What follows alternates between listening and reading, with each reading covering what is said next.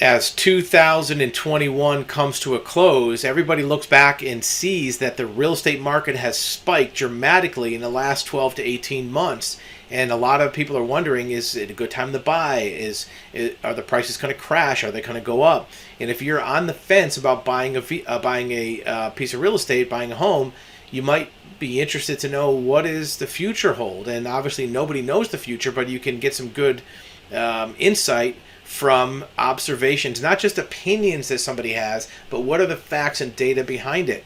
And here's two articles, one from Fortune, one from the Wall Street Journal, both very highly respected financial publications. And you don't want to use just one source. And even the opinion, prices are forecast to shift, but not just the answer that they are going to shift, but why. What's the why behind it? And here's a map of the U.S. showing that in almost every area, they're seeing prices are going to go up. How much Realtor.com predicts U.S. home prices will rise in 2022, and all these areas are rise from 2 to 8%. The question is, why do they think that? Why do they think they're going to rise? And whether it's, Providence, Rhode Island forecast to jump 9%, or Stockton, California 7%, the reasons behind that is because there are fewer listings and even going to be fewer in the future because of the shortage of homes and the fact that more people are getting into the market. Now, they don't foresee prices falling in any of the 100 largest markets.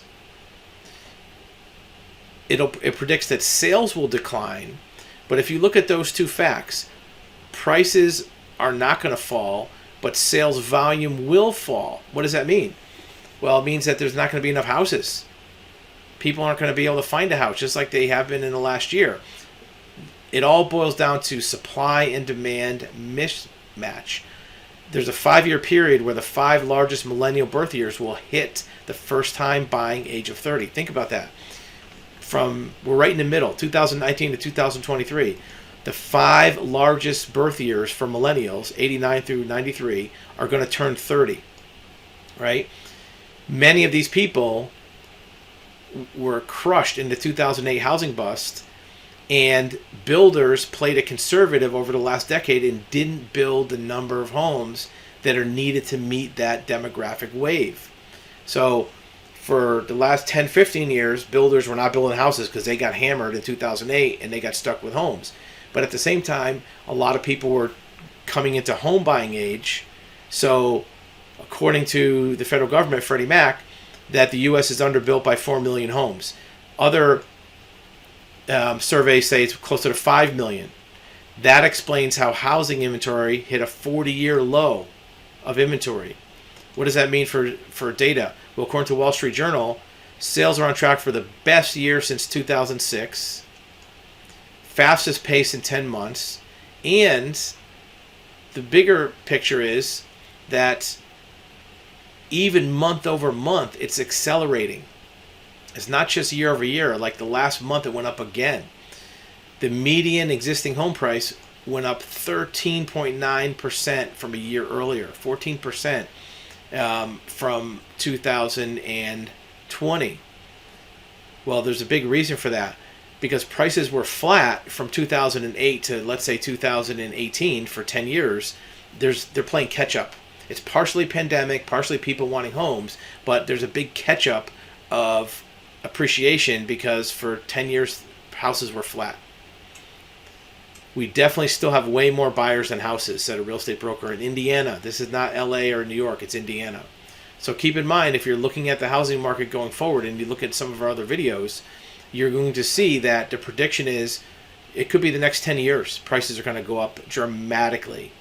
So if you are in the market, but you're not exactly sure where you want to live, or maybe you don't want to jump into that permanent house, you can look at some cheaper alternatives, at least to get something better than an apartment. Hang out there for a few years. At least you'll be riding the wave of upswing so you don't get locked out of the housing market in the future. Because right now, there are 50 people looking at the same 3 houses, according to these people. Talking about with a budget of $250, they shop for homes listed below 220 so they can make an offer above the listing price. There's houses out there. You'll see on our website and on our video that there are many, many houses out there. If you look just below what most people want to get, you may find a lot more opportunity than trying to hit the sweet spot of where everybody wants to find a house from 250 to 350. Look at houses that are in the hundreds. It may not be the most ideal place to live, but you can flip them for a profit and then get a more upgraded house down the road.